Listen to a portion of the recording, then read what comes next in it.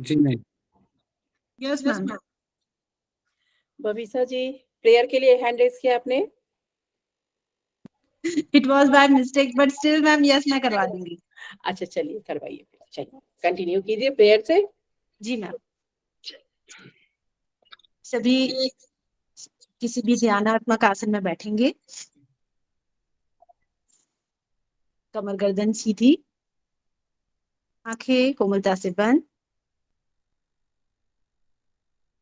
शुरू करते हैं प्रार्थना। ओ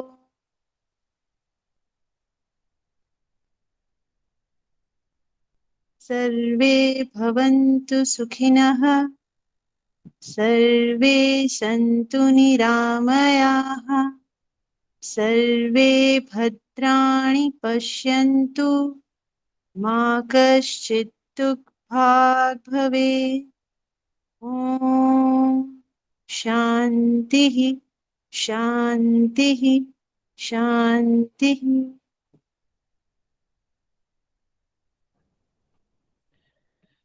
बबीसा जी। जी ma'am. Thank you. Welcome ma'am. आज क्लास स्टार्ट करते हैं। आज टाइप्स ऑफ वेरिएबल पढ़ना है हम लोग को। वेरिएबल्स क्या होते हैं रिसर्च में।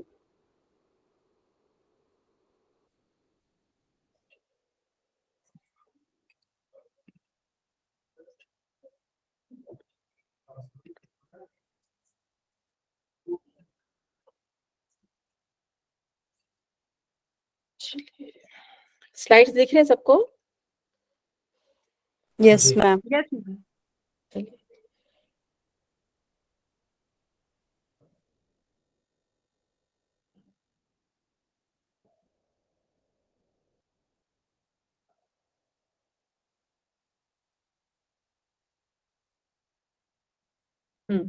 तो आज का टॉपिक है हमारा टाइप्स ऑफ वेरिएबल। ठीक है। अब वेरिएबल किस रिसर्च में होता है, किसकी कैरेक्टरिस्टिक है वेरिएबल का होना? एक्सपेरिमेंटल। रिसर्च में। और ये सबसे मीन्स अगर वेरिएबल है तब वो एक्सपेरिमेंटल। देखिए ह्यूमन इंटरवेंशन हो गया, आपका असेसमेंट टूल हो गया, हो सकता है कि और भी रिसर्च में यूज होते हैं, लेकिन जो सबसे मेन क्राइटेरिया है जिसको देख के आप बोलेंगे जिसमें 100% कॉन्फिडेंट आएगा आपका, वो है वेरिएबल का होना, खास करके इंडिपेंडेंट वेरिएबल का मैनिपुलेशन होना। तो जब भी हम वेरिएबल पढ़ेंगे तो वो एक्सपेरिमेंटल रिसर्च ही होगा। और ये सारी कहानी हम जो रिसर्च स्टेप पढ़ रहे हैं या रिसर्च प्रोसेस पढ़ रहे हैं या हम टाइप्स ऑफ वेरिएबल पढ़ रहे हैं, ये सारा का सारा कहानी एक्सपेरिमेंटल रिसर्च का ही है। ठीक है। तो टाइप्स ऑफ वेरिएबल में सबसे पहले हम ये समझते हैं कि वेरिएबल होता क्या है। वेरिएबल मीन्स क्या होता है, जिसको हम चेंज कर सकते हैं, जो चेंज हो सकता है। तो वेरिएबल क्या है आपके हिसाब से?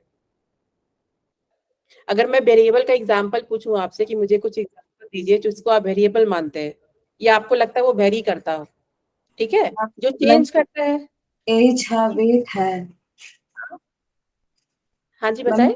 एक पर्सन में लाइक एज है, उसकी वेट है, उसका इनकम है, ये वेरी करेगा। बिल्कुल सही सही सही बोल रहे हैं आप। वेरिएबल का मतलब होता है वेरी करना, जो वेरी हो सके। जैसे आपका वेट हो गया, हाइट हो गया, ठीक है, इनकम हो गया जैसे मैम ने बताया, टेम्परेचर हो गया।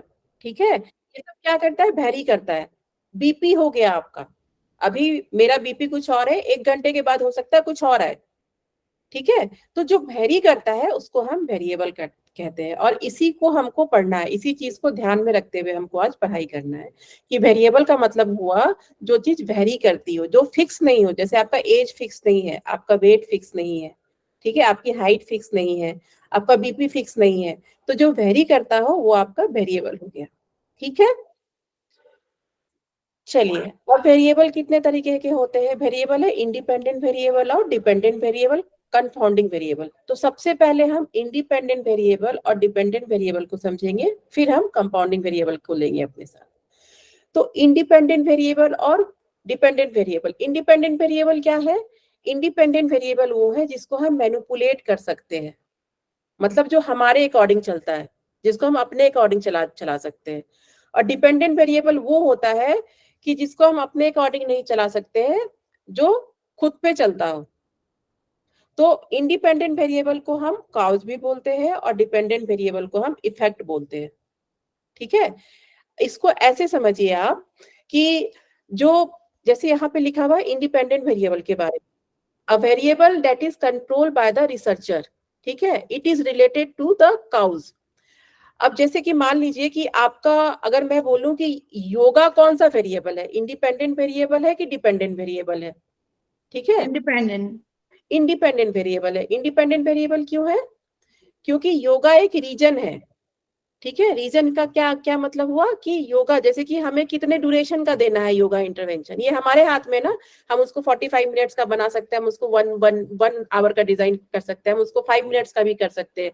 तो ये मैनिपुलेशन मतलब उसमें चेंजेज होना, जिस वेरिएबल में रिसर्चर अपने हिसाब से चेंज कर सकता है, वो इंडिपेंडेंट वेरिएबल होता है, जिसकी कमांड रिसर्चर के हाथ में होती है, ठीक है। उसमें कितनी फ्रीक्वेंसी मतलब कि वीक में 3 दिन लेना है, वीक में 2 दिन लेना है, वीक में 5 दिन लेना है, ठीक है। तो ये सारी चीजें क्या होते हैं योगा का, ये सब हमारे हाथ में होता है, वो रिसर्चर के हाथ में होता है। जब हम अपना मॉड्यूल डिजाइन कर लेते हैं तो हर पेपर में देखिएगा किसी में लिखा होता है कि जो रिसर्चर है वो वीक में 3 दिन दिया उसने, ठीक है, और किसी में लिखा होता है कि नहीं 5 दिन तक कंटिन्यू चला। डिपेंड करता है कि पिछला लिटरेचर रिव्यू कैसा हुआ है, रिसर्चर उसी हिसाब से अपने इंडिपेंडेंट वेरिएबल का डिजाइन करता है। तो जब भी आप, क्योंकि हम लोग योगा के स्टूडेंट हैं, तो योगा हमेशा हमारा जो है इंडिपेंडेंट वेरिएबल होता है। योगा का कमांड जब भी हम इंटरवेंशन, जो योगा जब भी हम देते हैं, चाहे उसका ड्यूरेशन हो चाहे उसकी फ्रीक्वेंसी हो, वो सारी चीज किसके हाथ में होती है, वो रिसर्चर के हाथ में होती है, ठीक है।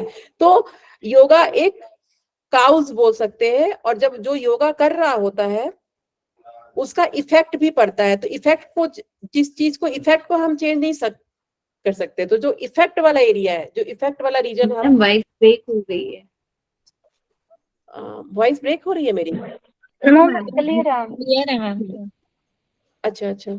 तो जो इफेक्ट वाला, जैसे हम किसी को योगा दे रहे हैं, ठीक है, मान लीजिए कि आपको, आप इसको ऐसे समझिए, सिंपल तरीके से समझते हैं इसको हम, कि किसी पर्सन को अगर फीवर है, बुखार है किसी पर्सन को, ठीक है, तो हम क्या करते हैं, उसका फीवर को कम करने के लिए उसे ठंडे पानी का जो है रुमाल या तौलिए से जो है हम उसके सिर पे लगाते हैं, ठीक है। तो जो टेम्परेचर है वो वेरी कर रहा है ना, वो हमारे हाथ में तो नहीं है। थर्मोमीटर का जो टेम्परेचर है वो हमारे हाथ में तो नहीं होता है, ठीक है।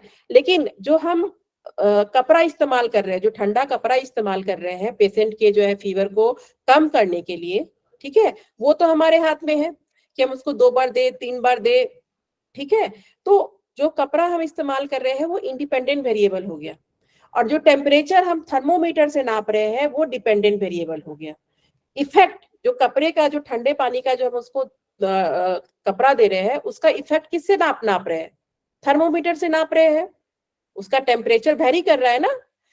कुछ फीवर जब भी हमको होता है, मान लीजिए मुझे 205 फीवर हो गया, 105 फीवर हो गया, तो 105 फीवर हो गया, तो उसको क्या, हम क्या करते हैं, अगर हम हमारे पास घर में कुछ भी नहीं है, तो हम क्या करते हैं, टेम्परेचर किससे नापते हैं, थर्मोमीटर से नापते हैं। ठीक इसी तरह रिसर्च में भी होता है। मैं आपको बिल्कुल सिंपल तरीके से समझा रही हूँ कि इंडिपेंडेंट और डिपेंडेंट वेरिएबल क्या होता है। तो आप अगर कपड़ा यूज कर रहे हैं, ठंडे कपड़े का जो है सिर पे लगा रहे हैं, तो उससे टेम्परेचर डाउन हो रहा है ना। तो थर्मोमीटर, तो जो कपड़ा यूज कर रहे हैं वो हमारा क्या है, इंडिपेंडेंट वेरिएबल है। वो हम अपने हिसाब से 2 बार दे रहे हैं, 3 बार दे रहे हैं, या नहीं तो हम कभी रुमाल से दे रहे हैं, तो कभी किसी मोटे कपड़े से, तो वो हमारे हाथ में होता है, ठीक है। तो वो कपड़ा एक तरह से समझ लीजिए, जो ठंडे कपड़े का हम उसको दे रहे हैं पानी में डुबो करके, वो हमारा इंडिपेंडेंट वेरिएबल है। और जो टेम्परेचर नाप रहे हैं, जो थर्मोमीटर से टेम्परेचर नाप रहे हैं पेशेंट का, वो हमारा डिपेंडेंट वेरिएबल है। तो एक काउज है, ठीक है, एक रीजन हो गया, जो इंडिपेंडेंट वेरिएबल है, जो कपड़ा है, ठंडे पानी का जो कपड़ा है, वो एक काउज हो गया। और जो थर्मोमीटर से हम टेम्परेचर नाप रहे हैं, उसमें क्या हो रहा है, उसमें इफेक्ट आ रहा है। जो कपड़ा हम यूज कर रहे हैं उसमें इफेक्ट क्या है, उससे टेम्परेचर घट रहा है या बढ़ रहा है, यही चीज पता करते हैं हम, ठीक है। तो ठीक इसी तरह आपका एक्सपेरिमेंटल रिसर्च में होता है। जैसा मैं आपको बताई थी कि एक्सपेरिमेंटल रिसर्च कैसे होता है, 2 ग्रुप होता है, एक एक्सपेरिमेंटल ग्रुप होता है, एक कंट्रोल ग्रुप होता है, ठीक है। एक जो है, हम टेम्परेचर नाप रहे होते हैं योगा देखने से पहले। मैं एक छोटा सा एग्जांपल लेके चलती हूँ आपको, कि हम एक मान लीजिए कि 3-4 लोग हैं, सबको फीवर हो रखा है, तो हम एक बार जो है टेम्परेचर नापते हैं एक्सपेरिमेंटल ग्रुप का, थर्मोमीटर से योगा इंटरवेंशन या वो कपड़े का लेप ही समझिए, अभी कपड़े का जो है, जो हम कपड़ा दे रहे हैं, ठंडा कपड़ा दे रहे हैं, एक बार उसको पहले नापते हैं, एक बार उसका प्री डेटा लेते हैं, ठीक है, उसको प्री डेटा बोलते हैं। मतलब अभी तक जो है हमने उसको पेशेंट को कपड़ा नहीं लगाया, मतलब जो है ठंडे कपड़े का लेप नहीं दिया है, ठीक है, उसके पहले लिए तो 105 आया मान लीजिए टेम्परेचर। फिर एक बार हम कब देते हैं, जब ठंडे कपड़े का लेप दे दिए, उसके बाद फिर से टेम्परेचर देखते तो देखते 100 हो गया, ठीक है। तो टेम्परेचर यहाँ पे क्या है, उस पे हमारा कोई कंट्रोल नहीं है। कंट्रोल हम उसको कैसे कर रहे हैं, उस टेम्परेचर को कंट्रोल कैसे कर रहे हैं, कपड़े का लेप देख कर रहे हैं, जो ठंडे कपड़े का लेप दे रहे हैं हम सिर के ऊपर, ठीक है। ठीक उसी तरह आपका योगा इंटरवेंशन भी काम करता है कि योगा को हम जो है मैनिपुलेट, देखिए कुछ वर्ड्स है जो इंडिपेंडेंट वेरिएबल के लिए आता है। काउज एक रीजन है, योगा एक रीजन है, तो इसको काउज बोलते हैं। इसको हम मैनिपुलेट कर सकते हैं। मैनिपुलेट करने का मतलब है कि उसका ड्यूरेशन को मैनिपुलेट कर लेते हैं कि हफ्ते में 3 बार देना है, 4 बार देना है, 5 बार देना है। फ्रीक्वेंसी ड्यूरेशन हो गया कि आपको जो है कितने घंटे का देना है, मतलब 1 घंटे का ड्यूरेशन करना है। जो आप योगा मॉड्यूल बनाते हैं उसमें ड्यूरेशन भी आपको लिखना होता है ना, कि आप 45 मिनट्स का बनाएंगे, 40 मिनट्स का बनाएंगे, 1 घंटे का बनाएंगे, ये रिसर्चर के ऊपर होता है, ठीक है। और फ्रीक्वेंसी ऑफ योगा इंटरवेंशन का मतलब हो गया उसको हफ्ते में 3 बार देंगे, मंडे टू फ्राइडे देंगे, ठीक है, या फिर दो ही इंटरवेंशन काफी है। तो ये सब चीज जो है हम जो पहले लिटरेचर रिव्यू से पता करते हैं कि पहले रिसर्चर ने कितने दिन दिया है और उसका इफेक्ट क्या आया है। तो इसको बोलते हैं काउज। इंडिपेंडेंट वेरिएबल काउज भी होता है और मैनिपुलेशन भी होता है, और ये रिसर्चर के हाथ में होता है इसको कंट्रोल करना, ठीक है। ये रिसर्चर के हाथ में होता है कि इसका ड्यूरेशन क्या है, इसका फ्रीक्वेंसी क्या है, इसका कंपोजिशन क्या है, ये सारा कुछ रिसर्चर के हाथ में होता है। इसीलिए योगा हमेशा इंडिपेंडेंट वेरिएबल होता है। जब भी हम एक्सपेरिमेंटल रिसर्च करेंगे तो आपका हमेशा योगा इंडिपेंडेंट वेरिएबल होगा, ठीक है। ये एक काउज है, रीजन है किसी चीज को घटाने या बढ़ाने का, ठीक है। योगा क्या है, इंडिपेंडेंट वेरिएबल एक काउज है, किसी चीज को माइनस भी कर सकता है, किसी चीज को प्लस भी कर सकता है। तो जो है, तो इसीलिए इंडिपेंडेंट को हम काउज बोलते हैं। मैनिपुलेशन क्यों बोलते हैं, क्योंकि ये रिसर्चर के हाथ में रहता है। रिसर्चर अपने हिसाब से कितने दिन देना है, कितना फ्रीक्वेंसी होगा, क्या ड्यूरेशन होगा, कितने घंटे का देना है, वो रिसर्चर के हाथ में होता है। तो इसीलिए इसका 2 टर्मिनोलॉजी है, काउज और मैनिपुलेशन। रिसर्च में ये 2 वर्ड आते हैं आपका, मैनिपुलेशन और काउज, इंडिपेंडेंट वेरिएबल के लिए। इसको ध्यान रखिएगा, और हमेशा ये ध्यान रखिएगा जो इंडिपेंडेंट वेरिएबल है वो चाहे तो किसी चीज को प्लस करता है, चाहे तो माइनस करता है, ठीक है। जैसे कि हम किसी पर्सन को फीवर हो रखा है, तो उसको जो है अगर ठंडे पानी के कपड़े से उसको सिर पे रखते हैं तो वो क्या कर रहा है, वो टेम्परेचर घटा रहा है, ठीक है। तो घट सकता है या बढ़ सकता है कोई चीज, कोई भी जो इंटरवेंशन हम देते हैं उससे चीजें जो है माइनस हो सकती है या प्लस हो सकती है, ठीक है। ये आपका इंडिपेंडेंट वेरिएबल हुआ, काउज और मैनिपुलेशन। इंडिपेंडेंट वेरिएबल, काउज और मैनिपुलेशन, 2 वर्ड याद रखिएगा, ठीक है। काउज है किसी चीज को माइनस प्लस कर रहा है, मैनिपुलेशन है कि हम रिसर्चर अपने हिसाब से इसको डिजाइन करता है, इसके ड्यूरेशन को, इसके फ्रीक्वेंसी को। काउज और मैनिपुलेशन, ये 2 वर्ड्स जो है आपके इंडिपेंडेंट वेरिएबल के लिए आते हैं, ठीक है। चलिए हाँ, अब देखिए, अब हम डिपेंडेंट वेरिएबल समझते हैं। देखिए, काउज तो हम समझ गए कि हम योगा दे रहे हैं तो वो मेरा इंडिपेंडेंट वेरिएबल है, लेकिन जो चीज घट रहा है और जो चीज बढ़ रहा है उसको नापना भी तो है हमको, ठीक है। काउज तो हमको समझ में आ गया कि काउज है, मैनिपुलेशन है, क्यों है इंडिपेंडेंट को काउज या मैनिपुलेशन क्यों बोलते हैं। लेकिन काउज और मैनिपुलेशन से कुछ माइनस हो रहा है, कुछ प्लस हो रहा है, तो हम उसको नापेंगे ना। हमको पता करना ना, हमारा रिसर्च में काम क्या है, यही तो पता करना है कि उसका असर हो रहा है, उसका असर माइनस में हो रहा है या प्लस में हो रहा है, ठीक है। तो उस चीज को नापने के लिए, उसको जिस चीज को हम नापते हैं उसको हम डिपेंडेंट वेरिएबल बोलते हैं। जैसे मान लीजिए यहाँ पे हम क्या चीज नाप रहे हैं, टेम्परेचर से क्या चीज नाप रहे हैं, हीट नाप रहे हैं शरीर का, यही होता है ना। टेम्परेचर से क्या क्या नापते हैं कि शरीर का टेम्परेचर कितना है, थर्मोमीटर से नाप रहे हैं। तो थर्मोमीटर हमारा असेसमेंट टूल हो गया। थर्मोमीटर हम इस्तेमाल कर रहे हैं डिपेंडेंट वेरिएबल को नापने के लिए कि किसी के शरीर का टेम्परेचर, कपड़े देने जो है, अगर हम ठंडा कपड़ा देते हैं पेशेंट को तो उससे प्लस हो रहा है या माइनस हो रहा है, इससे कैसे पता चलेगा टेम्परेचर? तो जो टेम्परेचर है आपका वो डिपेंडेंट वेरिएबल है, और जो हम उसमें यूज कर रहे हैं थर्मोमीटर को, वो हमारा असेसमेंट टूल है हमारा, जिसको हम ये पता करने के लिए लगा रहे हैं कि ठंडे पानी का जो है कपड़ा लगाने से सिर पे वो टेम्परेचर माइनस हो रहा है या प्लस हो रहा है। ठीक है, तो इसका क्या हो गया, ये इफेक्ट हो गया। इंडिपेंडेंट वेरिएबल हमारा काउज था, वो एक रीजन था किसी चीज को घटाने बढ़ाने का, लेकिन जिस चीज पे इफेक्ट पड़ रहा है, जैसे पेशेंट का टेम्परेचर है वो घट रहा है या बढ़ रहा है, ठीक है, जिस उस पे असर आना, जिस चीज पे असर आ रहा है उसके टेम्परेचर पे, वो इंटरवेंशन देने से, वो ठंडे पानी का जो तौलिया हम लगा रहे हैं या वो जो हैंकी लगा रहे हैं, उससे क्या हो रहा है, टेम्परेचर घटेगा या बढ़ेगा, उसमें इफेक्ट आ रहा है ना टेम्परेचर पे। वो तौलिया यूज करने से इफेक्ट आ रहा है कि उसका टेम्परेचर यानी तो घट रहा है यानी तो बढ़ रहा है, यही होता है। तो जिस चीज को हम नापते हैं, जिसपे इफेक्ट आता है, तो डिपेंडेंट वेरिएबल हमेशा इफेक्ट से जाना जाता है। इंडिपेंडेंट वेरिएबल आपका काउज होता है, डिपेंडेंट वेरिएबल आपका इफेक्ट होता है।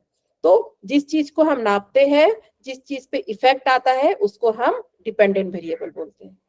ठीक है, तो इसमें जैसे डिफिनेशन लिखा हुआ है, अ variable that depends on independent variable. Independent variable पे डिपेंडेंट रहना, ये तो अब जैसे योगा आपका इंडिपेंडेंट वेरिएबल है, चेंजेस आ रहा है ना, तो डिपेंडेंट वेरिएबल हमेशा आपका किस पे डिपेंडेंट है, इंडिपेंडेंट वेरिएबल पे। ठीक है, और इंडिपेंडेंट वेरिएबल आपका काउज था और ये इफेक्ट हो रहा है। अब जैसे एक एग्जांपल से समझते हैं हम, effect of pranayama on memory. तो अब इसमें ये बताइए कि इसमें इंडिपेंडेंट वेरिएबल क्या है, प्राणायाम, प्राणायाम, और डिपेंडेंट वेरिएबल क्या है, मेमोरी, मेमोरी।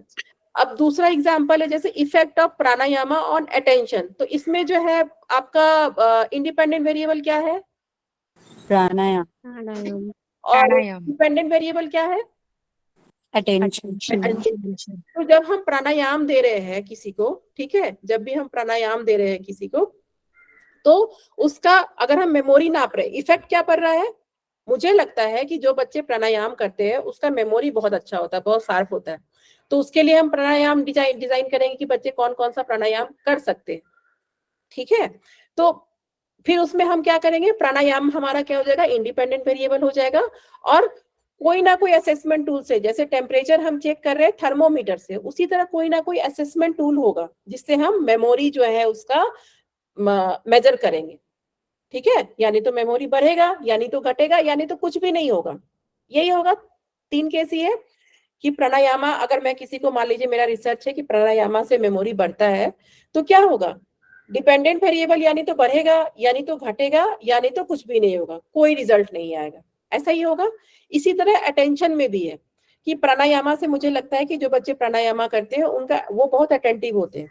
ठीक है, तो फिर हम क्या करेंगे, प्राणायामा यहाँ हमारा इंडिपेंडेंट वेरिएबल हो जाएगा और अटेंशन हमारा डिपेंडेंट वेरिएबल हो जाएगा।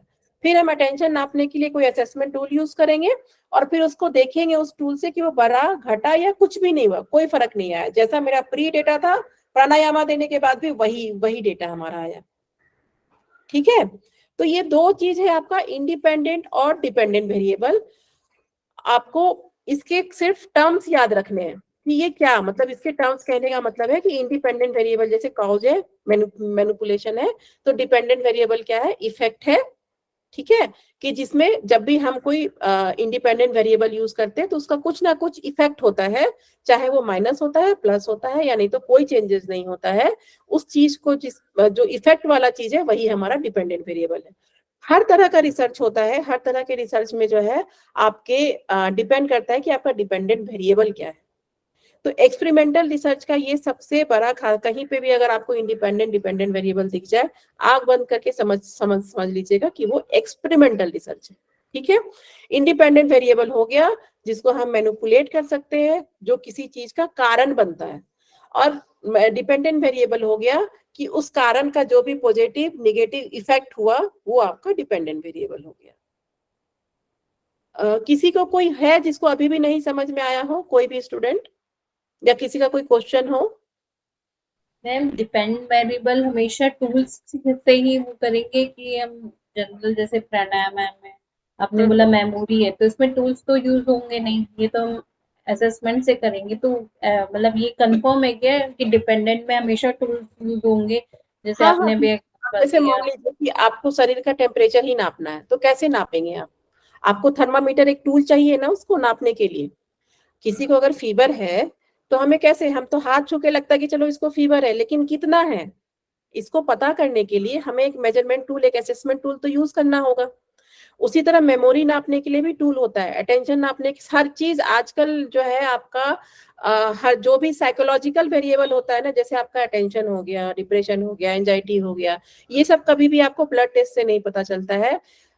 ये मैं आपको क्वेश्चनएयर पढ़ाऊंगी तो बताऊंगी आपको, उस समय जब वैलिडेशन और रिलायबिलिटी का मैं आपको पढ़ाऊंगी तब मैं आपको दिखाऊंगी। तो उससे इन सब चीज के लिए ना एक क्वालिटेटिव टूल यूज करते हैं हम, ठीक है। मेमोरी हो गया, अटेंशन हो गया, ये सब नापते हैं हम। जैसे कि हम टेम्परेचर नाप सकते हैं ना, तो मेमोरी और अटेंशन नापने का भी हमारा एक तरीका होता है, एक असेसमेंट टूल होता है। और हमेशा असेसमेंट टूल यूज करना होगा।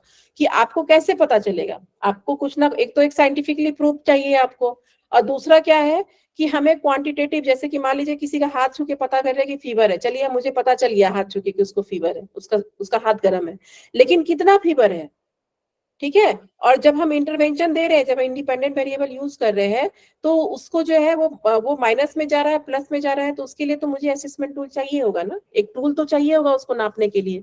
तो जब भी हम डिपेंडेंट वेरिएबल होगा तो एक असेसमेंट टूल जरूर उस वेरिएबल को नापने के लिए, ठीक है। डिपेंडेंट वेरिएबल को नापने के लिए एक असेसमेंट टूल का, जैसे मान लीजिए आपका मैं हाइट ही वेट ही नाप रही हूँ, तो मुझे एक वेट मशीन तो चाहिए, ठीक है। एक वेट मशीन चाहिए ना मुझे आपसे, कि जो है आपको मैं योगा करा रही थी तो आपका इतना वेट था, जब आप 1 महीने तक योगा की तो आपका इतना वेट हुआ, तो यानी तो घटेगा बढ़ेगा। तो यहाँ पे जो वेट मशीन है वो एक असेसमेंट टूल है आपके वेट को नापने के लिए, ठीक है। तो एक टूल जरूर होता है उन चीजों को नापने के लिए, ठीक है। आ ओके गया मैम, समझ में? यस मैम आ गया। और किसी का कोई क्वेश्चन हो इंडिपेंडेंट और डिपेंडेंट वेरिएबल को लेकर के? आवाज नहीं आ रही है मुझे। मैम तो इसी एग्जांपल में जैसे आपने वेट मशीन का बताया, हाँ तो हाँ, इसमें इंडिपेंडेंट और डिपेंडेंट वेरिएबल क्या होंगे? मतलब जो हम योगा दे रहे हैं वो इंडिपेंडेंट होगा बिल्कुल योगा आपका और इंडिपेंडेंट वेरिएबल होगा। और जो आप वेट नाप रही हैं, ठीक है, वेट पे इफेक्ट, जैसे मान लीजिए आप ओबेसिटी पे कर रही हैं, ओबेसिटी मोटापा हो गया, ठीक है, तो आप ओबेसिटी पे कर रही हैं, आपने कुछ ऐसा मॉड्यूल डेवलप किया, ठीक है, आप साइंटिफिक लिटरेचर रिव्यू से, एंशिएंट लिटरेचर रिव्यू से आपने एक ऐसा मॉड्यूल जो है डेवलप किया जिसको जो है वेट घटाने के लिए बहुत इफेक्टिव है ना। तो आपने क्या किया, उसको जो है 1 महीने, 2 महीने, 3 महीने आपने इंटरवेंशन दिया, उसको इंडिपेंडेंट वेरिएबल में क्या दिया, योगा दिया। तो आप सबसे पहले क्या किए, योगा देने के पहले उनका वेट नापे, फिर जो है योगा देने के बाद आपने वेट नापा। तो उससे क्या पता चलता है कि जो आपने मॉड्यूल बनाया है वो इफेक्टिव है कि नहीं, ठीक है। उसका इफेक्टिवनेस हम कैसे देखेंगे, वो वेट मशीन ही बताएगा ना। अगर आपका मान लीजिए वेरिएबल वेट है तो उसको नापने के लिए वेट मशीन हो गया, और वो घटा बढ़ा वो आपका जो है वेट जो है यहाँ पे आपका डिपेंडेंट वेरिएबल हो गया। क्योंकि आपको अगर ओबेसिटी पे करना है, आपने योगा का बनाया है, तो आपका वेरिएबल क्या होगा, एक वेरिएबल आपका वेट होगा, ठीक है। Thank you. तो ये इस तरह होता है, यही होता है वेरिएबल। वेरिएबल मीन्स जो चेंज हो सके, जिसकी एबिलिटी हो। देखिए 2 वर्ड से बना है, वेरी और एबल, जो चेंज हो सके। वेरिएबल हमेशा, डिपेंडेंट वेरिएबल हमेशा चेंजेबल होगा, फिक्स वाला कभी भी वेरिएबल नहीं होगा, इसीलिए इसको वेरिएबल बोलते हैं। इंडिपेंडेंट वेरिएबल हो गया जिसको हम यूज करते हैं, जो हमारा एक काउस होता है जिसको हम मैनिपुलेट कर सकते हैं। डिपेंडेंट वेरिएबल हो गया हमारा जो इफेक्ट होता है, जिसको हम नाप सकते हैं, जो वेरी करता हो, ठीक है। मैम हाँ मुझे पूछना था, हम लोग ने बोला कि जो डिपेंडेंट वेरिएबल है हाँ वो हाँ इंडिपेंडेंट पे और मतलब रिलाई होता है, हाँ हाँ और हाँ, फिर हम बोल रहे हैं कि डिपेंडेंट मैनिपुलेट नहीं हो सकता। पर अगर मैं इंडिपेंडेंट को मैनिपुलेट करूंगी तो मेरा इफेक्ट भी मैनिपुलेट होगा ना। जैसे हम अगर बोल रहे हैं कि हाँ, योगा करने से वेट लॉस हो रहा है, तो यहाँ पे जो वेट लूज हो रहा है वो डिपेंडेंट वेरिएबल आ जाता है, उसको हम कह रहे हैं कि मैनिपुलेट नहीं होता। पर अगर मैं समझो 10 के बदले 20 सूर्य नमस्कार लगाऊं तो मेरा इफेक्ट भी तो मैनिपुलेट होगा, मैं ज्यादा वेट लॉस करूंगी, तो मेरे को उसमें कंफ्यूजन हो रहा है। देखिए, इसको इस तरह से समझिए आप कि मैनिपुलेशन का मतलब यहाँ देखिए, मैनिपुलेशन अगर आप लेमन टर्म में समझिएगा तो एक नेगेटिव वर्ड है, किसी चीज को मैनिपुलेट करना, ठीक है। तो मैनिपुलेट जो है एक नेगेटिव वर्ड है, लेकिन रिसर्च में मैनिपुलेशन का मतलब होता है, ये एग्जाम्पल इसीलिए दिया हुआ है कि उसका ड्यूरेशन आपके हाथ में है, उसकी फ्रीक्वेंसी आपके हाथ में है। ड्यूरेशन जैसे मैंने बताया आपको लिटरेचर रिव्यू से पता करना है, जो पिछला लिटरेचर रिव्यू से पता, जैसे कि मैंने 30-35 लिटरेचर रिव्यू बताई कि कभी भी रिसर्च करने के लिए मिनिमम इतना पढ़ना चाहिए, ठीक है। तो ड्यूरेशन और फ्रीक्वेंसी, हाँ मैम रेडियो का एग्जांपल ले सकते हैं मैम, जैसे उसमें फ्रीक्वेंसी सेट करेंगे उसी हिसाब से हो जाएगा, तो जो सेट कर रहे हैं हम कंट्रोल कर रहे हैं, तो इंडिपेंडेंट हो गए हम, और जो सेट हो रही है फ्रीक्वेंसी वो डिपेंडेंट हो गई। बिल्कुल बिल्कुल, ठीक है। तो जब भी आप एक्सपेरिमेंटल रिसर्च करते हैं 2 वेरिएबल होगा ही होगा। जैसे आपने बोला कि 20 सूर्य नमस्कार के बाद, 40 सूर्य नमस्कार के बाद, तो वो तो आपको लिटरेचर रिव्यू के बेसिस पे, हम अपने मन से नहीं कर सकते।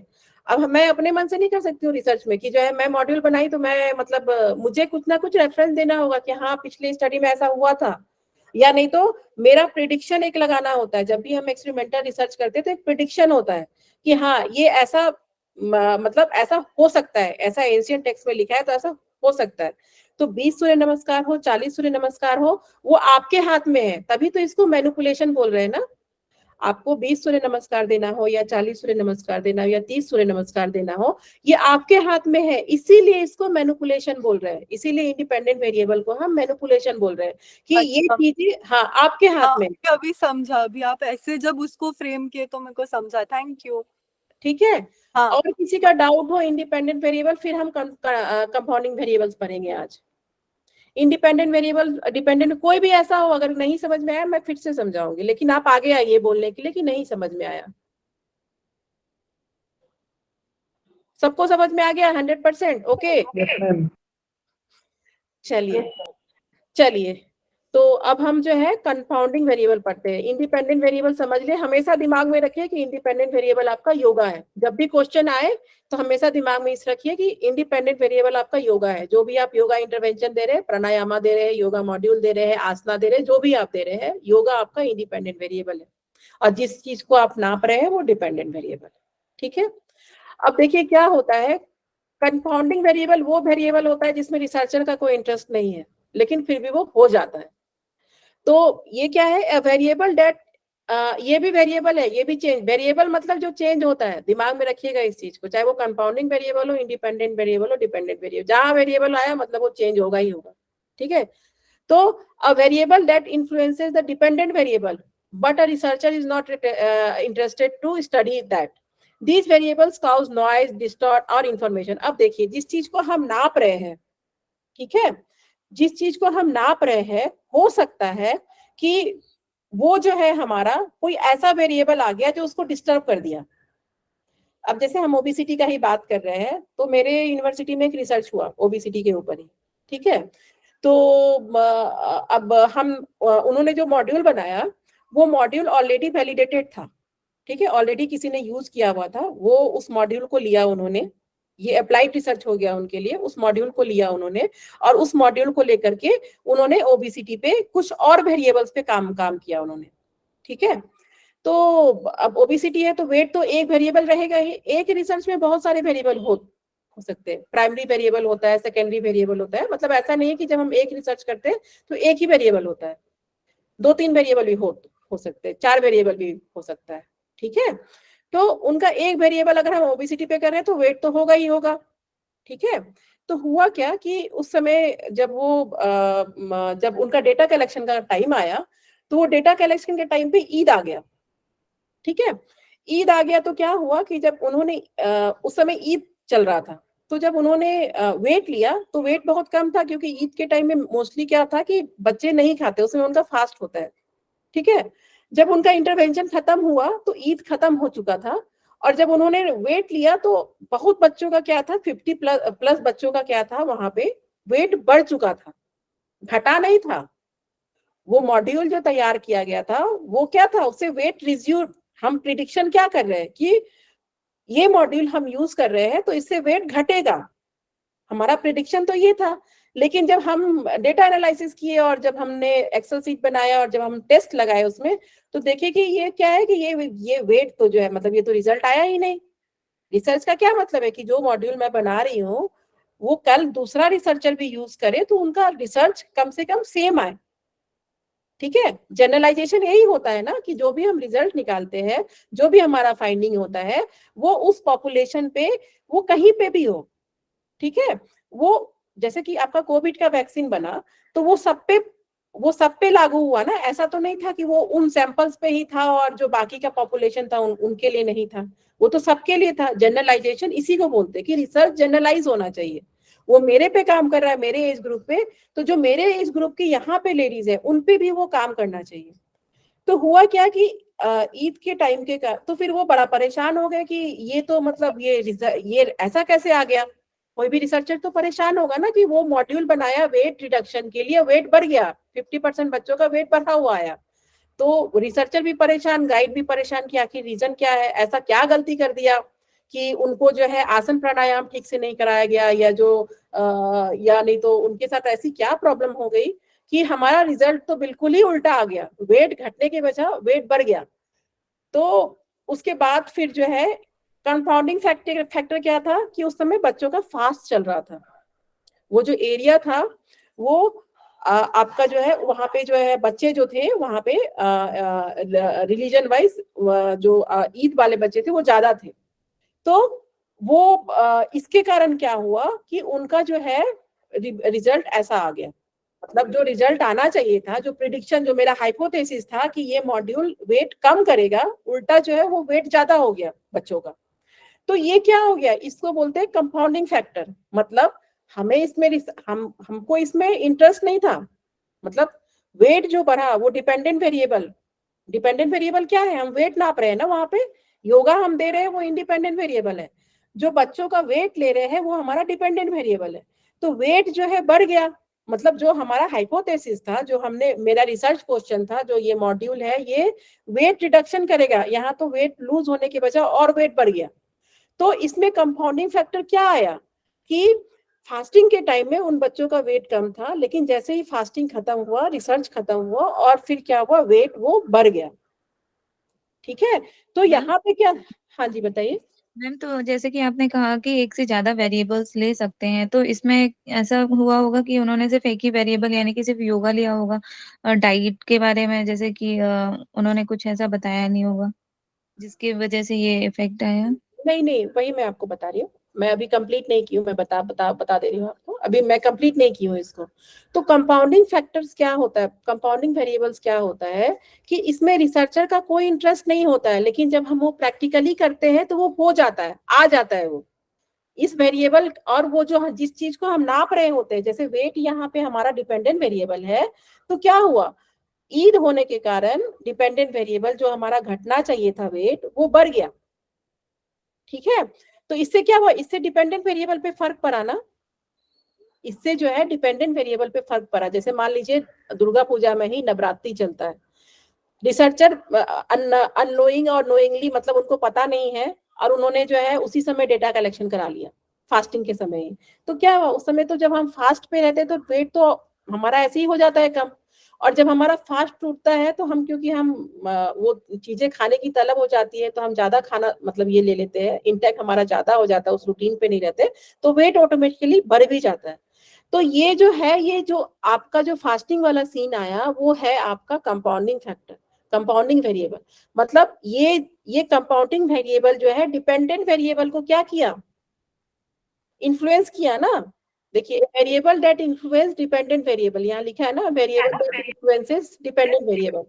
तो डिपेंडेंट वेरिएबल, हाँ जी, ऐसे कह सकते हैं जैसे कि डॉक्टर लोग जो दवाई बनाते हैं तो वो फायदा करती है, लेकिन कुछ टाइम बाद वो रिएक्शन करने लग जाती है, तो जो उन्हें चाहा था रिजल्ट वो तो मिला नहीं उन्हें, लेकिन उसका अपोजिट और हो जाता है। ऐसा हाँ, कुछ जैसे कि समझ सकते हैं, जैसे मान लीजिए आपको कोई डॉक्टर ने दवाई दिया तो उसके साथ बोलता ना आप ये मत खाइएगा, अगर आपको कफ की प्रॉब्लम है तो आप दही मत लीजिएगा या केला मत लीजिएगा, ऐसा बोलते हैं ना डॉक्टर। यस और उस दवाई के साथ आपका दही केला भी चल रहा है, तो क्या हो गया, वो दही केला आपके लिए कंपाउंडिंग वेरिएबल हो गया, जो आपके जो रिजल्ट चाहिए था डॉक्टर को वो नहीं मिला। क्यों नहीं मिला? क्योंकि दही केला आपका जो है कंपाउंडिंग फैक्टर, मतलब जिसमें रिसर्चर को कोई, जिसमें डॉक्टर को कोई इंटरेस्ट नहीं है आपके दही केला के बेसिस पे, लेकिन वो जो रिजल्ट है, जो रिपोर्ट है, आप फिर जाते हैं डॉक्टर के पास तो वो नहीं आता है। तो दही केला आपके लिए, आप कफ के आदमी है और आप दही केला खाए जा रहे हैं और बोल रहे हैं कि मुझे तो दवाई ही नहीं असर कर रहा है। ठीक है, तो जो डिपेंडेंट वेरिएबल को, जिस चीज को हम नाप रहे हैं उस चीज को अफेक्ट करता है, वो कंपाउंडिंग वेरिएबल होता है।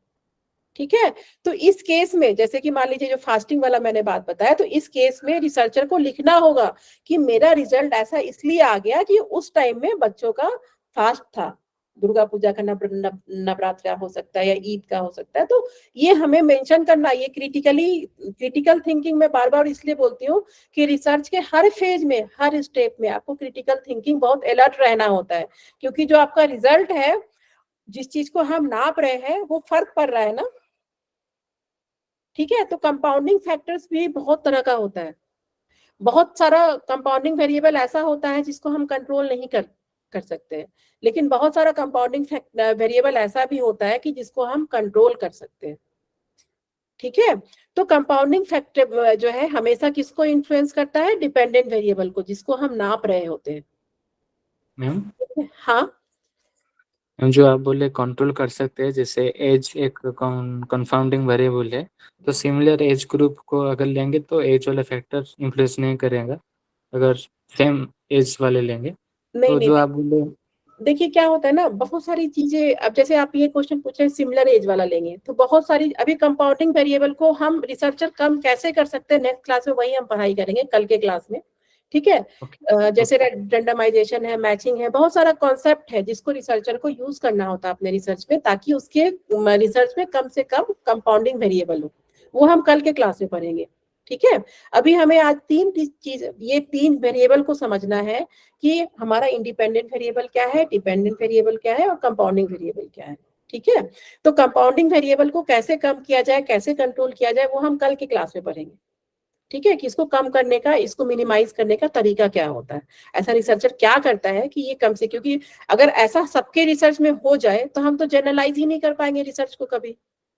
आप मान लीजिए कोई मॉड्यूल बनाते हैं, तब तो अगला जो रिसर्चर है वो भी उसको यूज करके, ये आप फिर आपका कॉन्फिडेंस लेवल नहीं है ना, क्योंकि जो रिसर्च आप कर रहे हैं, जो चीज आपको जो भी चीज जो है आप फाइंड कर रहे हैं या जो चीज भी कंक्लूड कर रहे हैं अपने रिसर्च में, उसको अगला रिसर्चर भी तो यूज करेगा ना अपने रिसर्च में। तो वो जनरलाइजेबल होना चाहिए ना, जो रिजल्ट आपका आया वो रिसर्च जो है उस रिसर्चर का भी आए जो ऑलरेडी आपका वैलिडेटेड मॉड्यूल यूज कर रहा है। ठीक है, तो इसको कम कैसे करना है, इसका तरीका होता है, जैसे रेंडमाइजेशन हो गया, मैचिंग हो गया, कल के क्लास में सारा कुछ पढ़ेंगे हम, ये क्या क्या तरीका है जो एक रिसर्चर अपने रिसर्च में कंपाउंडिंग वेरिएबल को कम करने के लिए करता है। क्योंकि हमें डिपेंडेंट वेरिएबल बिल्कुल एक्यूरेट चाहिए। एक्यूरेट कहने का मतलब है कि मीन्स अगर हमारा जो है निगेटिव पॉजिटिव ही हमें सही पता नहीं चलेगा कि चीज बढ़ रही है कि घट रही है, ठीक है, तो हम तो फिर कभी उसको जनरलाइज ही नहीं कर पाएंगे उस रिसर्च को।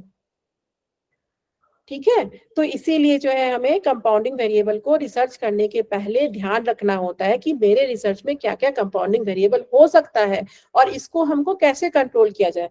बहुत बारी ऐसा होता है कि हम कंट्रोल नहीं कर पाते। जैसे कि जैसे आप एक स्लिप ही, जैसे मान लीजिए कोई स्लिप पे कर रहा है, ठीक है, आप स्कूल के बच्चों पे जो है स्लिप पे कर रहे हैं। अब स्कूल के बाद मान लीजिए स्कूल में तो एक सिमिलर माहौल मिल रहा है सारे बच्चों को, लेकिन जब कोई घर जाता है तो हो सकता है कि कोई एसी में सोता हो, उसका नींद बहुत अच्छा आया हो, कोई हो सकता है किसी के घर में एसी नहीं हो तो उसको नींद अच्छे से नहीं आया हो। तो वो जो आपका डिपेंडेंट वेरिएबल है जिसको आप स्लीप को नाप रहे हैं वो आपको अफेक्ट कर रहा है ना, तो कहीं ना कहीं, और नॉन एसी होना, ठीक है, कहीं ना कहीं जो इन्वायरमेंटल फैक्टर है उसको आप नहीं कंट्रोल कर सकते हैं। ऐसा नहीं कह सकते कि तुम्हारे घर में एसी है तुम हटा दो, या उस बच्चे को ऐसा नहीं कर सकते तुम्हारे घर में एसी नहीं तो तुम लगा लो। तो कुछ चीजें क्या होता है ना, हमें हमारे कंट्रोल में नहीं होता। कुछ कंपाउंडिंग वेरिएबल्स ऐसे भी होते हैं जिसको हम कंट्रोल नहीं कर सकते, जिसको चाह के भी हमारे रिसर्चर के हाथ में नहीं होता है कंट्रोल करना। ठीक है, लेकिन फॉर एग्जाम्पल जैसे फॉर एग्जाम्पल मैंने आपको बताया ना स्लिप का, जैसे मान लीजिए कि मेरा स्कूल सेटिंग पे था, ठीक है, स्कूल सेटिंग पे मुझे एक्सपेरिमेंटल रिसर्च करना था और मुझे एक मेरा वेरिएबल स्लिप भी था, ठीक है, स्लिप पे भी एक मेरा वेरिएबल था। तो अब क्या था ना, वो अब मान लीजिए कि किसी के घर में जो है गर्मी का मौसम है, मैं चली गई डेटा कलेक्शन करने के लिए, तो कुछ होता है ना, किसी के घर में एसी होता है तो वो बहुत अच्छे से सो जाते हैं, बहुत रिलैक्स होके सोते हैं। कुछ होते हैं बच्चे की नहीं, उनको उस दिन बहुत गर्मी हुआ तो ठीक से सो नहीं पाए। तो जो भी आप उसका असेसमेंट टूल ले रही होती है, जो नाप रहे होते हैं, तो दोनों बच्चों का अलग अलग आएगा ना। एक जो बहुत अच्छा सो के आया हो, 8 घंटा 10 घंटे नींद पूरा करके आया हो, और एक जो जिसका नींद अच्छे से पूरा नहीं हुआ हो। तो कहीं ना कहीं ये आपका जो कंपाउंडिंग वेरिएबल है, कंपाउंडिंग वेरिएबल भी 2-3 तरह के होते हैं, ठीक है, कंपाउंडिंग वेरिएबल भी 2-3 तरह के होते हैं। मॉडरेटर होता है एक आपका, एक एक्स्ट्रानियस वेरिएबल होता है, ठीक है, मॉडरेटर, एक्स्ट्रानियस, ये सब जो है आपका ये सब आपका कंपाउंडिंग वेरिएबल ही है। मॉडरेटर क्या होता है? इसी में आता है ना क्या?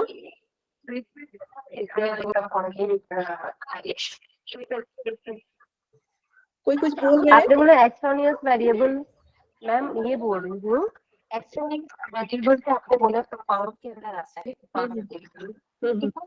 फिर आपने मैं कुछ अलग से वेरिएशन। आपकी आवाज मुझे क्लियर नहीं आ रही है एक्चुअली। कोई है। हाँ बोलिए। हम ऐसा भी तो कर सकते हैं कि नॉन एसी वाले बच्चों के घर पे जाके सैंपल लें। नहीं, आपको एक साथ देना है ना। आप मान लीजिए योगा मॉड्यूल देना है आपको, सूर्य नमस्कार कराना है, तो एक एक करके थोड़ी कराएंगे, एक टाइम पे होना चाहिए, रिसर्च वैलिड होना चाहिए आपका। अब नेट का एग्जामिनेशन देने जाती तो क्या एक होता है, साथ ही कराएंगे, लेकिन वो बच्चे सेलेक्ट करेंगे जिन बच्चों के घर में एसी नहीं है। तो हमने कर लिया ना कंपाउंडिंग वेरिएबल को भी कंट्रोल। तो वो आपको पहले सोचना होगा, मैं वही चीज कह रही हाँ हूँ। हाँ मैम, सोच लिया पहले, जब हम कंपाउंडिंग वेरिएबल को कर पा रहे हैं ना कंट्रोल। आप बोल रहे थे कि हम कंट्रोल नहीं कर सकते।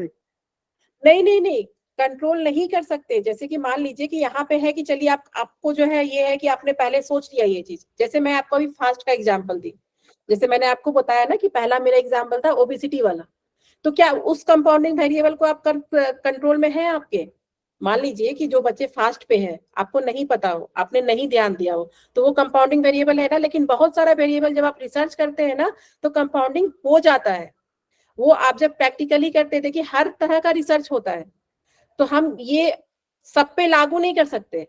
मैं बस आपको इतना कह रही हूँ कि कंपाउंडिंग वेरिएबल होता क्या है, और आपको अलर्ट रहना है। जैसे आपने बोला ना कि आप इसको डिवाइड कर सकते हैं, ठीक है, तो डिवीजन हो सकता है, लेकिन ये आपके ये थिंकिंग भी तो होना है ना आपका, कि जो मैं वेरिएबल नाप रहा हूँ, अगर इन बच्चों को मैं लेता हूँ तो ये नहीं हो पाएगा, फिर ये रिजल्ट सही नहीं आएगा, ठीक है।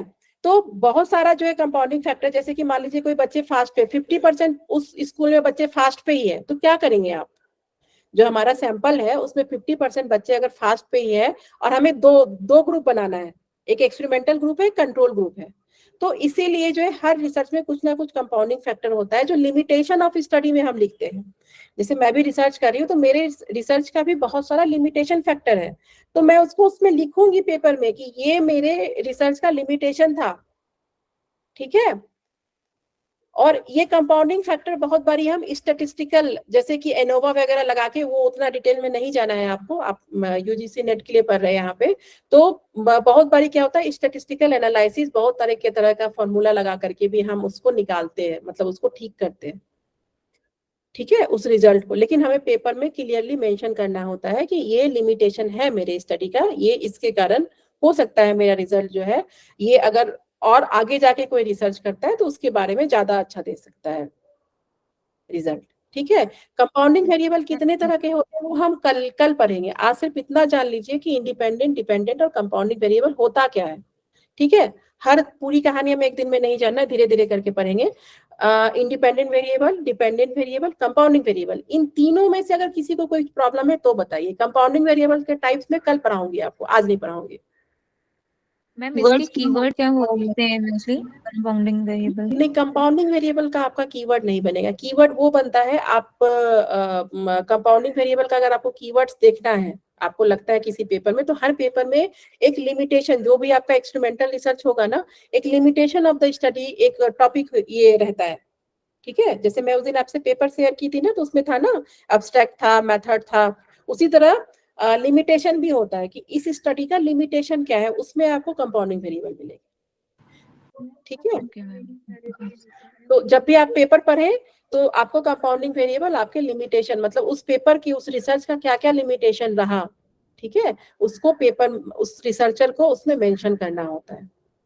तो लिमिटेशन ऑफ स्टडी ही आपका जो है कंपाउंडिंग वेरिएबल हो गया, जिसमें रिसर्चर को कोई मजा नहीं आता है, वो नहीं चाहता है कि मेरे रिसर्च में कंपाउंडिंग वेरिएबल रहे, लेकिन उसे पहले से सोचना होता है कि अगर मेरा ये डिपेंडेंट वेरिएबल है, इस चीज को मैं नाप रहा हूँ और इस पॉपुलेशन पे नाप रहा हूँ, तो क्या क्या ऐसे तो देखिए ये सब कंपाउंडिंग वेरिएबल आपको पहले जो लिटरेचर रिव्यू इसलिए भी करते हैं हम, जैसे मान लीजिए आप ओबेसिटी पे ही कर रहे हैं, तो बहुत सारे पेपर में तो ये जो जो कंपाउंडिंग वेरिएबल रहा होगा वो तो डिस्कस किए होंगे ना वो, तो आपके रिसर्च में वो कंपाउंडिंग वेरिएबल आप कैसे कम कर सकते हैं, वो चीज आपको पता होना चाहिए। कंपाउंडिंग वेरिएबल कितने टाइप का होता है, कंपाउंडिंग वेरिएबल को कैसे कम किया जाता है, क्या क्या मेथड होते हैं, वो हम कल के क्लास में डिस्कस करेंगे।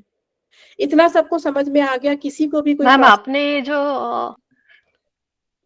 हाँ पेपर बताइए। भेजा था ना, उसमें था ये पॉइंट लिमिटेशन। आपने जो पेपर लिमिटेशन, भेजा था ना, हाँ, तो लिमिटेशन ऑफ द स्टडी में आप हाँ देखिएगा उसमें, कि उसमें उन्होंने लिखा होगा कि हाँ सैंपल उसमें साइज था कम कि है। हाँ हाँ सैंपल साइज कम था, वो था, और जो वैलिडेटेड मॉड्यूल था उसके लिए इंस्ट्रक्टर पूरा प्रॉपर टाइम नहीं दे पा रहे थे, ये वाला एक था उसमें। बिल्कुल बिल्कुल, ठीक है। तो ये चीज होता है क्योंकि हमारा जो हम थ्योरी प्लान करते हैं ना, अब जैसे मान लीजिए आप लोग भी नेट का एक दिन का करते होंगे कि ये क्लास करना है, ये क्लास करना है, ये पढ़ना है, लेकिन जब प्रैक्टिकली करते होंगे, एक कागज में लिखना और उसको प्रैक्टिकल लाइफ में इम्प्लीमेंट करना, दोनों में बहुत डिफरेंस होता है। उसी तरह रिसर्च में होता है, जो हम प्लानिंग कर चुके हैं, ठीक है, हम बहुत सोच समझ के किए सारा कुछ, बहुत ये, लेकिन फिर भी जब हम एक बार प्रैक्टिकल लाइफ में आते हैं ना, जब प्रैक्टिकली डेटा कलेक्शन शुरू करते हैं वहां पे फील्ड में जा करके, तो हमें समझ में आता है कि ये चीज तो हमने लिखा ही नहीं था, या ये चीज तो हुआ है मेरे साथ, ठीक है। तो लिमिटेशन ऑफ द स्टडी में हम उसको मेंशन करते हैं कि ये मेरी स्टडी का लिमिटेशन था। अब देखिए कुछ एग्जांपल्स दिए हुए हैं यहाँ पे, आप समझिए। जैसे उस दिन उस समय था कि डिपेंडेंट वेरिएबल और इंडिपेंडेंट वेरिएबल क्या है, तो इसमें क्या है, effect of pranayama on memory. लेकिन मेमोरी में भी तो आईक्यू जो एक कंपाउंडिंग वेरिएबल है ना, इसको कैसे आप मैनेज करेंगे बताइए। आईक्यू होता है ना इंटेलिजेंस क्वेश्चन, किसी को कोई चीज बहुत जल्दी समझ में आ जाता है, किसी को 4 बार एग्जांपल देते हैं तो समझ में आता है, ये आईक्यू है ना। तो अब जब आप मेमोरी नाप रहे हैं तो उसको आईक्यू को कैसे ठीक करेंगे आप। तो ये ऐसा कंपाउंडिंग फैक्टर है कि जिसको हम जो है नहीं ठीक कर, वो रिसर्चर के हाथ में आईक्यू नहीं है, ठीक है। हम अब सिमिलर आप आईक्यू लेवल वाले सैंपल को लेंगे। देखिए, कहना बहुत आसान है कि सिमिलर आईक्यू वाले, लेकिन सिमिलर आईक्यू वाले पर्सन कहाँ कहाँ ढूंढेंगे आप। एक तो आपके रिसर्च में, मैं सही बताऊं प्रैक्टिकली एज ए रिसर्चर बता रही हूँ, कि आपको डेटा कलेक्शन जब करना होता है ना, तो बहुत लोग 100 में 90% लोग बोलते हैं कि मैं इंटरेस्टेड नहीं हूँ, ठीक है, आपका डेटा, आपका सैंपल बनने के लिए, ठीक है। जी। अभी जैसे आप लोग इतने लोग बैठे हैं, मैंने पिछले बार जो है मेरा सर्वे रिसर्च था, मैं भेजी थी ग्रुप में, तो पिछले बार भी 100+ स्टूडेंट थे, मतलब जो बैच में थे मेरे 100+ में मात्र 10-15 स्टूडेंट ने ही सर्वे फॉर्म भरा था। जबकि मैं रिसर्च पढ़ा रही हूँ, वो सर्वे फॉर्म भरना उनके लिए इसलिए भी जरूरी था क्योंकि मैं सर्वे से भी बहुत सारा चीज उनको बताई थी कि मैं उसमें डिस्कस करूंगी, मैं एग्जाम्पल उसी सर्वे का दूंगी, क्योंकि मैं ऐसा मानती हूँ कि जो चीज आप जान रहे होते हैं ना, जो प्रैक्टिकली आप कर चुके हैं, वो चीज आपको जल्दी समझ में आता है, ठीक है। तो इसीलिए जो है, लेकिन जो मेरे पास जो मतलब फीडबैक जो सर्वे में भेजी थी, उसमें मात्र 10 से 15 या 20 लोगों ने ही सर्वे स्टडी भरा। तो मैं उनके साथ जबरदस्ती करूंगी कि नहीं आपने क्यों नहीं भरा, मैं ऐसा नहीं कर सकती हूँ ना।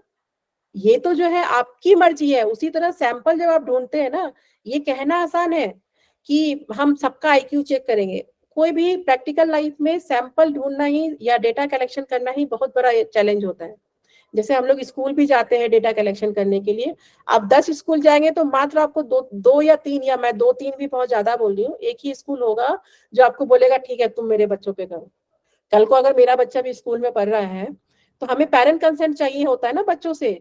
स्कूल तो चलिए कंसेंट दे दी, ठीक है, प्रिंसिपल बोली ठीक है चलो ये टाइम खाली रहता है, इस टाइम में तुम आकर के अपना इंटरवेंशन दे दो। लेकिन मान लीजिए पेरेंट्स ने मना कर दिया कि नहीं भैया हम तो अपने बच्चे को रिसर्च में नहीं डालेंगे, रिसर्च नहीं, मतलब रिसर्च का पार्ट नहीं बनेगा मेरा बच्चा, तो आप क्या करेंगे उस समय। ठीक है। तो IQ एक कंपाउंडिंग वेरिएबल है। आप कितने लोगों से मिलेंगे? जब भी देखिए एक्सपेरिमेंटल रिसर्च होता है तो आपका सैंपल साइज बड़ा होना चाहिए। आप 10 या 5 लोगों पे करके आप अपना सैंपल साइज नहीं बना सकते हैं। इंडिया में खास करके यहाँ का पॉपुलेशन बहुत है, सेकेंड लार्जेस्ट पॉपुलेटेड कंट्री है ना हमारा, तो उस पॉपुलेशन के बेसिस पे भी हमें सैंपल अपना डिसाइड करना होता है। ठीक है। तो इसीलिए चीजों को लिखना और प्रैक्टिकल लाइफ में इम्प्लीमेंट करना, इन दोनों में बहुत अंतर होता है। तो इसीलिए मैं कहती हूँ आपको कि आपके लिए ये कहना आसान है कि हम सबका IQ चेक करेंगे, बोले मैं करवाऊंगा ही नहीं तो। जी मैम, चैलेंजिंग है जी। ठीक है। तो एक्सपेरिमेंटल रिसर्च जब भी होगा आपका सैंपल साइज कम से कम 100 प्लस होना चाहिए। आप 2 ग्रुप बना रहे हैं, एक एक्सपेरिमेंटल ग्रुप बना रहे हैं 50 लोगों का, एक कंट्रोल ग्रुप बना रहे हैं 50 लोगों का। ठीक है। एक्सपेरिमेंटल रिसर्च हम ऐसे ही करते हैं, 2 ग्रुप बनता है, उसमें कम से कम 2 ग्रुप जरूर होता है, कभी कभी 3 ग्रुप भी होता है। जैसे मान लीजिए मेरे दिमाग में आया कि आयुर्वेदा मतलब योगा तो दे ही रहे हैं, ऐसा करते हैं एक ग्रुप को हम आयुर्वेदा का कुछ दे देते हैं और एक को हम कंट्रोल ग्रुप बना देते हैं।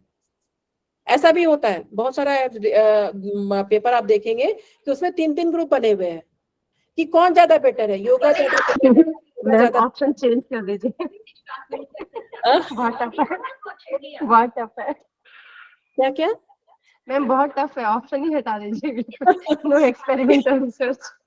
नहीं देखिए एक्सपेरिमेंटल रिसर्च में देखिए थोड़ा सा आपको प्रैक्टिकल लाइफ में आप भी समझते हैं कि जो चीज थ्योरी और प्रैक्टिकल, जी का वैल्यू 9.8 आता था हम लोग का फिजिक्स का, लेकिन जब हम लोग 300 का स्ट्रेंथ था +2 में, 300 में आज तक किसी का भी वैल्यू 9.8 नहीं आया। किसी का 9.8 आ भी गया तो वो गलत, मतलब वो बस कॉपी पेस्ट करके आता था वो स्टूडेंट। तो इसीलिए प्रैक्टिकली और थ्योरेटिकली में बहुत फर्क होता है।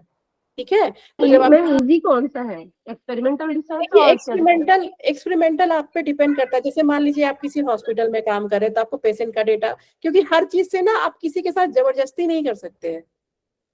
ठीक है। किसी के साथ हम रिसर्च में जबरदस्ती नहीं कर सकते। जैसे मान लीजिए मैं स्कूल गई थी तो बहुत सारे पेरेंट्स ने कहा कि नहीं, उन्होंने कंसेंट लेटर ही नहीं साइन करके दिया, तो मैं उनको अपनी स्टडी में इंक्लूड नहीं कर सकती, मुझे राइट्स नहीं है। वो क्लास में बैठे रहते थे लेकिन वो योगा करने नहीं आते थे, तो मेरे पास कोई राइट्स नहीं है उनको जबरदस्ती कराना। अगर पेरेंट्स का कंसेंट, क्योंकि 18 साल का जो कम बच्चा होता है, जिसका 18 साल से कम का एज होता है, उसका पेरेंट कंसेंट भी चाहिए होता है। तो स्कूल में मुझे 200 बच्चे प्रिंसिपल मैम ने दे दिए, लेकिन 100 बच्चे उसको अब मुझे कन्वर्ट, क्योंकि क्या होता है ना कि योगा, आप जैसे बच्चों को बोलेंगे ना कि तुमको योगा कराना है तो वो बहुत ज्यादा इंटरेस्ट नहीं लेते हैं। उनको लगता है कि अरे यार आसन है, प्राणायाम है, फिर वो जबरदस्ती का वो, मतलब क्योंकि हम पढ़ रहे हैं तो हमने रिस्पेक्ट दिया हुआ है, लेकिन जो पढ़ाई ही नहीं कर रहा है, इस चीज के बारे में कुछ पता ही नहीं है, उनको लगता है ये योगी लोग करते हैं, ये हमारे लिए नहीं, अभी हमारे एज के लिए नहीं है, तो उनको समझाना भी पड़ता है, उनकी काउंसलिंग भी करनी पड़ती है। ठीक है। बेस्ट थ्योरेटिकल रिसर्च ज्यादा अच्छा होगा। थ्योरेटिकल रिसर्च है आपका बेसिक, मतलब अगर आपको कुछ प्रूव करना है, आपकी नॉलेज, थ्योरेटिकल रिसर्च में बताओ, मुझे ऐसा लगता है, मैं ऐसा फील करती हूँ कि ज्यादा टफ है। अगर आपका बहुत अच्छा कमांड है योगा पे तभी आप कर सकते हैं, बहुत अच्छा कमांड है। जैसे मेरा बहुत अच्छा कमांड नहीं है, योगिक टेक्स्ट बुक के बारे में बोलिए तो बहुत डेप्थ एनालिसिस मैंने किसी बुक को नहीं किया है, बस उतना ही किया है जो मतलब जिससे काम हो जाए मेरे रिसर्च का। ठीक है। तो उसके लिए आपको थ्योरेटिकल रिसर्च के लिए आपकी एनालिसिस बहुत ही डेप्थ में होनी चाहिए, क्योंकि आप कुछ प्रूफ कर रही हैं बुक्स के बेसिस पे। ठीक है। चलिए, तो ये सेकेंड एग्जांपल है आपका effect of pranayama on memory. Memory क्या होता है, एज के अकॉर्डिंग एज फैक्टर है। एज कैसे फैक्टर है मेमोरी के लिए, कोई बताएगा मुझे? मेमोरी और एज में क्या क्या मैम रिलेशन है? छोटे बच्चों की जैसे मेमोरी ज्यादा अच्छी होती है एल्डरली लोगों से। वेरी गुड, यही फैक्टर है। क्या होता है जब हम 18 साल के बाद या 20 साल के बाद या अभी, जैसे मैं आपको पढ़ा रही हूँ, हमारे लिए चीजों को याद रखना ज्यादा टफ है बच्चों के हिसाब से, क्योंकि क्या हो रहा है कि अगर आप अपने ब्रेन को अभी यूज नहीं करेंगे तो डी जनरेशन होता है। आफ्टर 40 ईयर्स क्या होता है, शरीर का डी जनरेशन, मतलब जो सेल बनता है ना आपका, नया सेल बनने के बाद जो सेल्स है वो अपने आप में, मतलब डी जनरेशन ऑफ सेल बोलते हैं।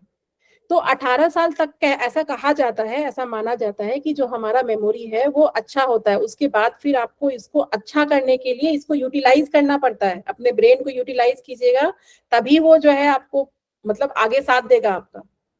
ये मेमोरी और एज का फैक्टर है। तो जैसे इफेक्ट ऑफ प्राणायाम हमने दे दिया, मेमोरी देख लिया, इसमें एज भी तो फैक्टर है, कंपाउंडिंग वेरिएबल है कि किस एज ग्रुप को हमने कराया है। यानी तो हम एक सेटअप जो ये कल पढ़ाऊंगी मैं आपको, आज मत समझिए इसको, ठीक है।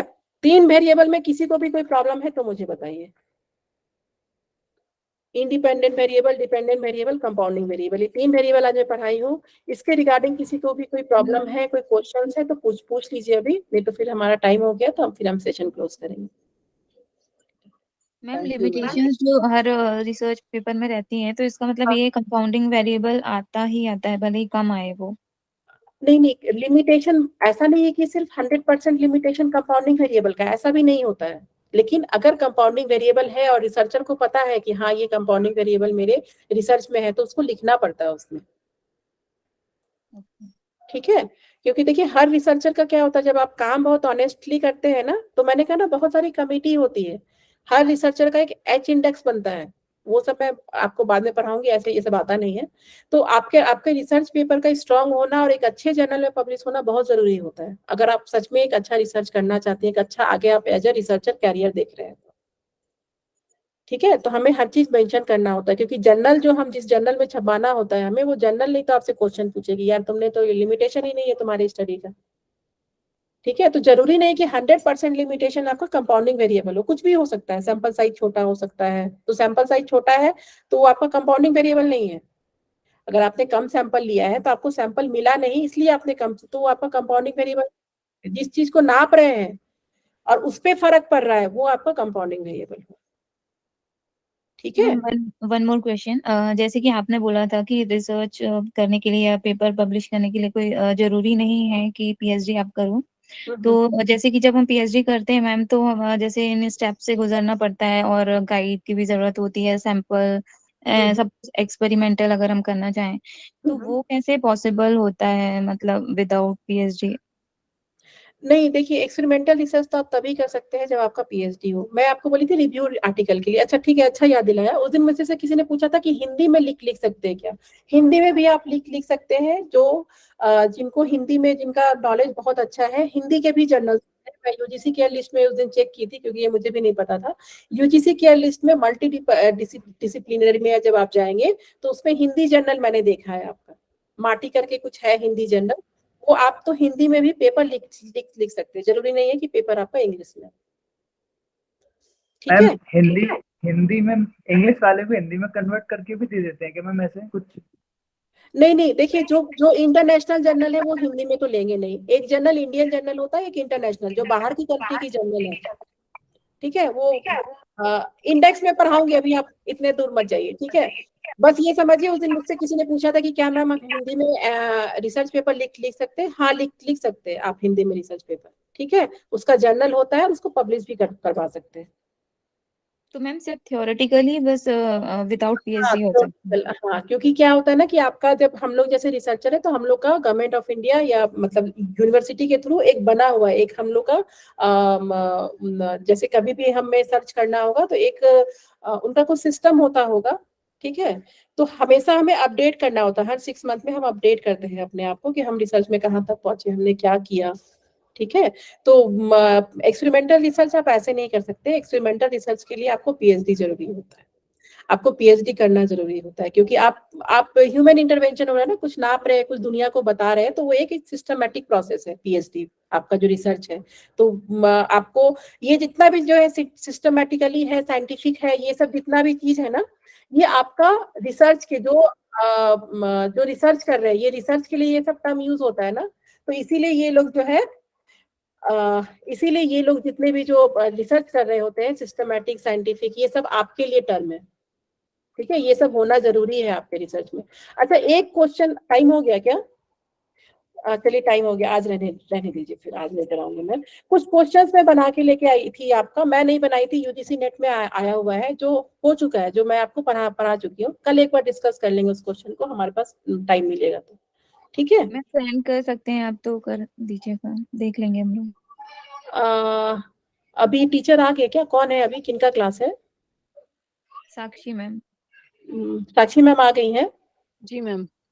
अच्छा चलिए साक्षी मैम, आप अपना क्लास कंटिन्यू कीजिए, ठीक है। मैं कल क्लास कंटिन्यू कर लूंगी, और सॉरी मैंने आपका 5 मिनट ले लिया है। नहीं कोई बात नहीं। चलिए। Thank you so much ma'am. Thank you so much ma'am. मैं रिकॉर्डिंग ऑफ कर दूं? हाँ जी।